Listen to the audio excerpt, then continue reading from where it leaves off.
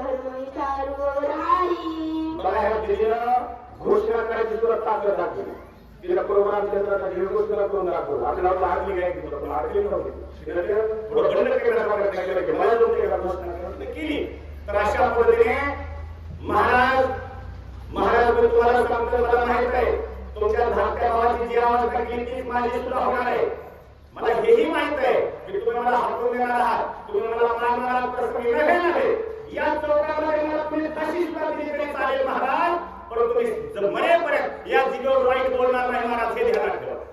जिकडे नित्य बापाचे आचरण कीर्ती अपेक्ष कल्याण नित्य ते पाळे मरण सत्य जाण लंकेशा. महाराज एक मला माहिती आहे, ज्या ज्या ठिकाणी अपकीर्ती पसरवल्या जाते, ज्या ज्या ठिकाणी अपेक्ष वाढवा येतं आणि ज्या ज्या ठिकाणी यत्र नारायणस्तु पूजन्ते तत्र रमन्ते देवता, ज्या ठिकाणी नारीची पूजा होते तिथंच देव रमत असतात, हेही मला माहित आहे. म्हणून सीतामाईची जर पूजा नाही करता आली, परंतु या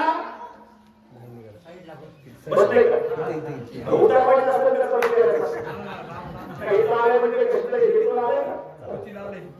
जेथे नित्य धर्माचरण यश कीर्ती कृत कल्याण ते लोकी विजय होय आपण सत्य जाण लंकेशा. तोच राजा या तीन लोकांमध्ये विजय ठरवला जातो. कोणता राजा? ज्या राजाच्या नगरीमध्ये नारीची पूजा होते, नारीचा आई समान दर्जा तिला मिळतो, त्याच राजाची पूजा होते.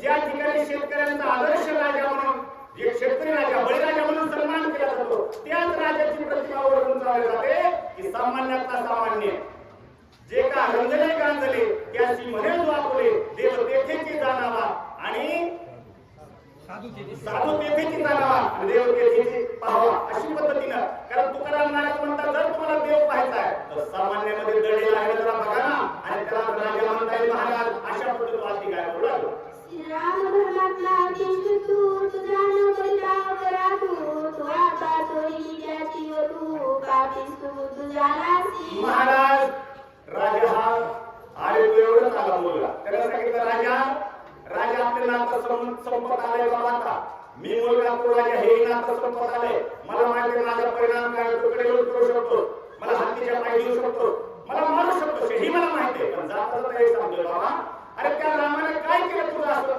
तो बिचारा एक तर आई वडिलांनी त्याला हकलून दिलं, तो वनामध्ये आला, वनात आला, त्याच्या पत्नीनं आग्रह धरला, ती पत्नी सुद्धा कशाला वनवास म्हणतात ही बघण्यासाठी आली होता, आणि तिचा तो हरण केलं. आणि आज सुद्धा तो पुन्हा तुझ्याशी मैत्रीचा हात मागतोय. माझी पत्नी अहो पत्नीला चोरून नेलेल्या माणसाची मैत्रीचा हात कोणी घेईल का? पण माझा राम किती मोठा आहे. तो म्हणतो बाबा, अरे जर मानवी दाखवायचं, माणूस किती दाखवायचं असेल तर किती मोठा गुन्हेगार जरी असला तर त्याला एकदा हात देऊन बघा. त्याला वर निघत असेल तो नरकात तर हात द्या ना तुमचा, किती मोठा गुन्हेगार असला. तसं त्याची पत्नी तुम्ही आणून सुद्धा माझा नाम किती मोठा आहे, तुमच्याशी मैत्रीचा हात मागतोय महाराज. सीतापती व्रता संपूर्ण करिता परदार हरण खतेला पापी तू पूर्ण कुळ निर्जन ती पापे. अरे बाबा ती सीता, अरे तिला शांती देवी म्हणतात. त्या देशामध्ये भारतामध्ये त्या सीता माताला शांती देवी म्हणतात, कारण या प्रत्येकाला शांती म्हणतात, शांती. आणि त्या पृथ्वी मातेतून तिचा जन्म झालेला आहे. आणि जाता जाता एक सांगतो बघा, ती रावण आला की नेहमी करता एक हातात काडी धरत होती. माहिती आहे तुम्हाला, दरवाजाची काडी धरायची, त्या काडीकडे बोलत होते. आपल्याला माहितच नाही काय म्हणलंय तुम्हाला.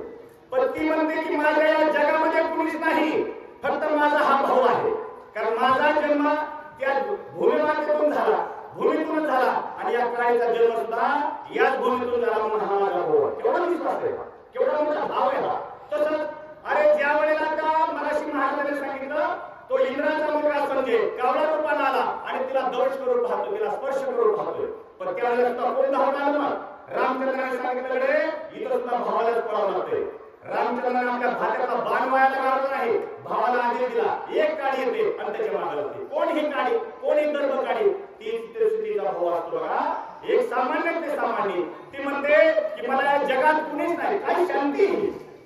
अरे त्या काही केला पुन्हा तिला दंडवत घालणारी ही सीतामाय, ही जर सीतामाय प्रत्येक घरात जन्माला तर मला तुम्ही सांगा, आपल्याला कोर्टात जाण्याची वेळ येणार. प्रत्येक माऊलीला जर सीता माहित काय आहे हे जरी समजून घेतलं, स्वामी विवेकानंद म्हणतात माझ्या देशामध्ये राम पुन्हा जन्माला येतील पण सीता पुन्हा जन्माला येऊ शकत नाही का?